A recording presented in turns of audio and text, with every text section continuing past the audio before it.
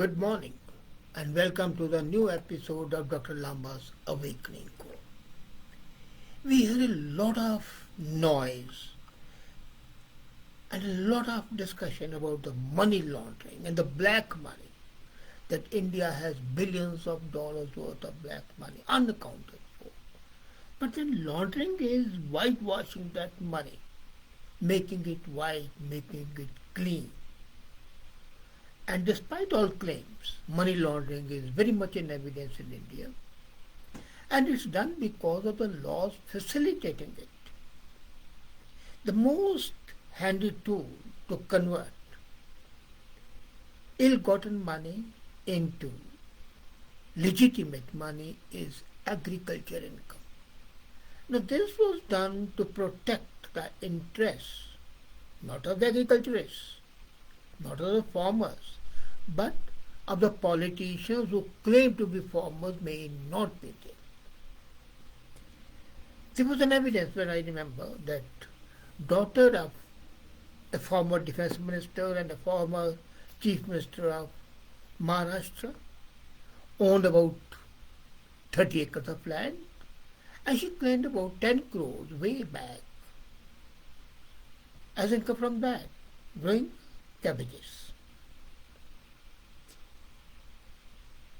And that way the money started becoming, because in 1961 when the Income Tax Act was passed, under section 10(1), the agriculture income earned by a taxpayer in India is exempt from any taxation, howsoever it may be. There was a former chief minister of Punjab and his son, deputy chief minister. They earned billions of rupees. In other words, but they'll quietly transfer it and show it in the records as an income from agriculture and not pay a single penny as tax. And you remember, before Caldor was invited to India to rationalize tax structure by Jawaharlal Nehru, at one time the highest tax bracket was 99%. No, nobody wants to pay 99%. So instead of rationalizing it, they said, okay, the politicians should have another source of income, whatever bribes they get, whatever ill-gotten money is there, let them grow anything in their backyard and show it as an income from that. And what is more shocking and surprising is that this so-called agriculture income is tax-free without any limit. There is always a limit. There's an exemption limit, and that should have been there. Okay, a farmer earning, say, if ordinarily you are saying the exemption is 20,000 rupees, it could be 40,000 rupees. But no lower limit, no upper limit. So you can have unlimited amount of agriculture income without paying even a single penny towards income tax. Now, income tax is levied on all incomes from all persons. The question arises, is it not a betrayal of the Constitution where everybody is equal and you don't impose any income tax on agricultural income? It's $1 million question. And some people are under the wrong impression that this is because a very considerate and sympathetic consideration of the government towards the farmer community. No, it's not. They do not want to impose taxes on agriculture, not because they love farmers, but because they love themselves. Almost 90% of the politicians use this mode to convert their ill-gotten money. Had it been the intention of the government to provide the relief to the farmers by not subjecting them to income tax, it could have been done by fixing, as I said, a threshold for tax-free agricultural income. Make it double, make it 3 times. If some type of income is made completely tax-free without any limiting, then it clearly means that the real beneficiaries are not that class, not the farmers in this case.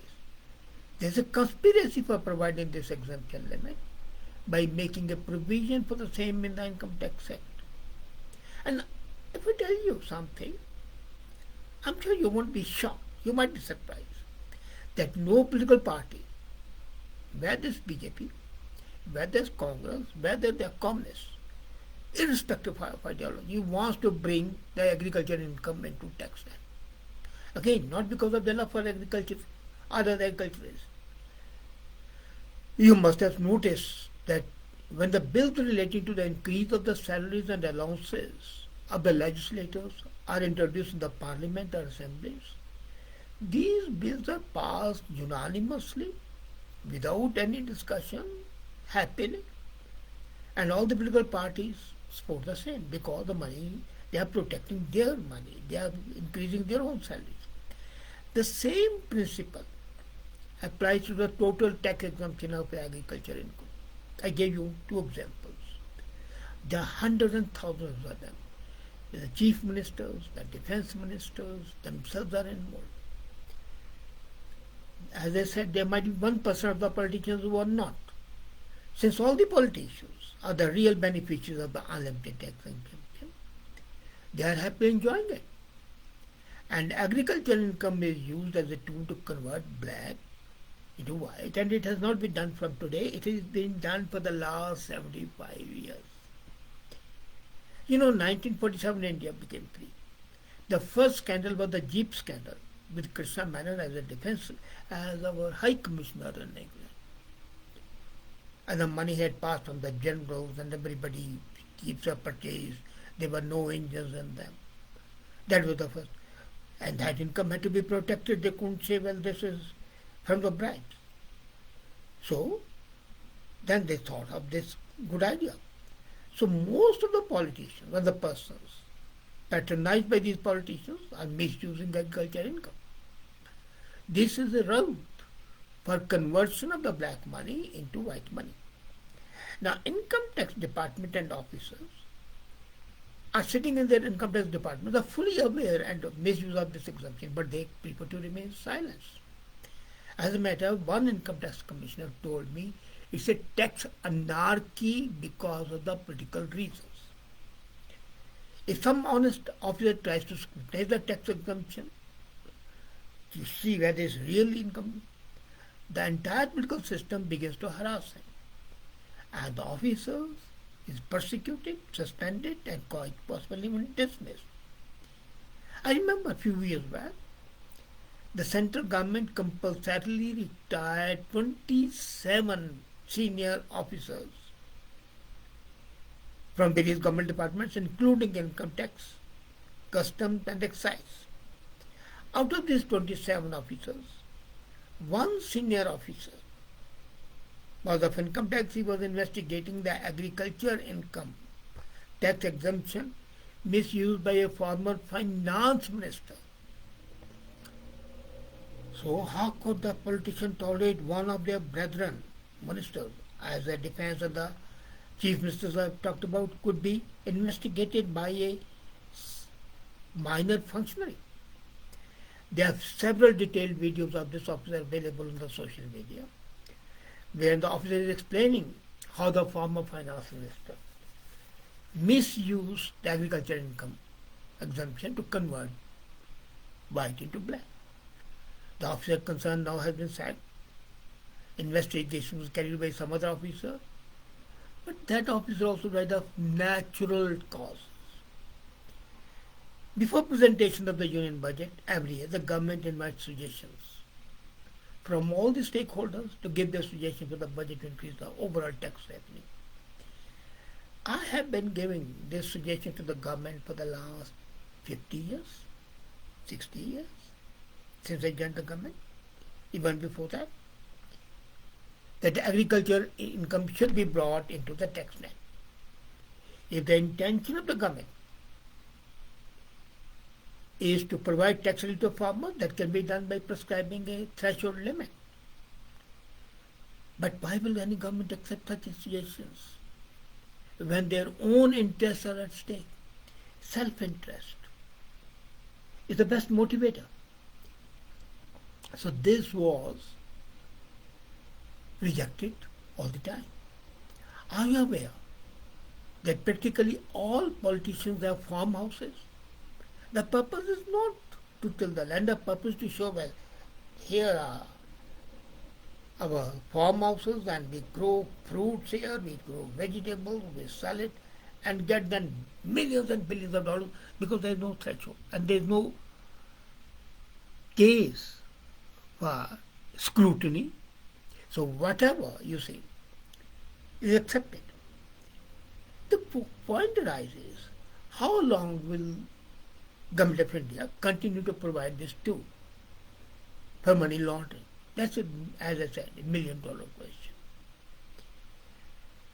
This blanket tax exemption is being shared by the tax-paying citizens of this country. And it's a simple thing. Now, my point is that Modi has always been saying, na khaunga, na khane dunga. Neither I will misuse the funds nor I will. Fine, he himself is startlingly clean. I have no doubt about that. He is one of the cleanest politicians that have come to the power in India. But does it mean that he is not aware of this? I don't buy it. For the simple reason that he is aware that 99% possibly of his own party colleagues are as guilty as anybody else. And can he do? No. Only a very determined, strong person has the ability to do it. Why doesn't Nirmala Sitharaman, who is all the time calling about conversion of the black money into white money as a crime, and then to protect the interest, one thing can be there, you can say, okay, till now it has been there and what was there will be forgiven. But now, henceforth, these are the limits. And set up an inquiry, or rather a commission, to decide the limits, which can easily be done. As I said very clearly, you have X amount of money as a minimum bar. And you raise a bar, or alternatively, you can reduce the percentage of tax on the agricultural income. Or you can say that anybody who is 100% profession is agriculture, no other would not be subject to the tax. There are 101 ways of doing it.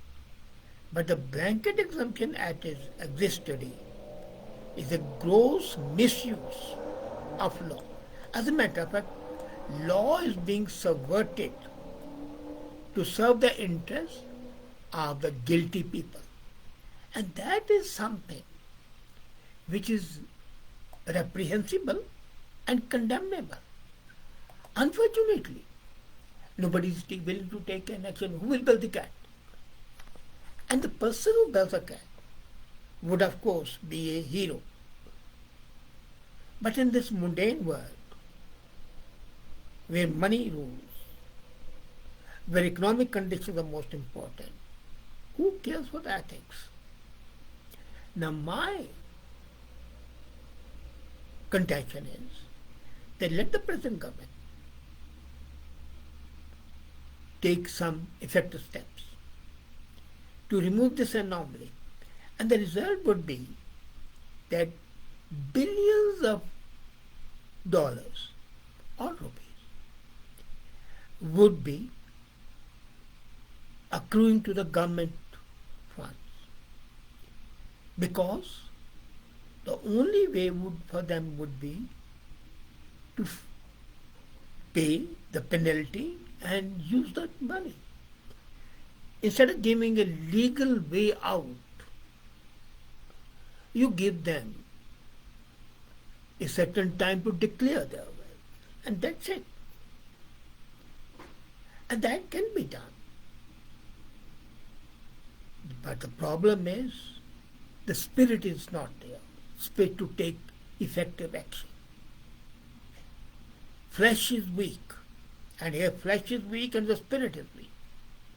And that's why such laws are allowed to be passed. allowed to be implemented, and no action is taken. I openly dare the government to take effective steps, remove this anomaly for the good of the country, for the economic health of the country, and for the principle of equity and honesty. If you have integrity and honesty, I dare you take this step. Thank you.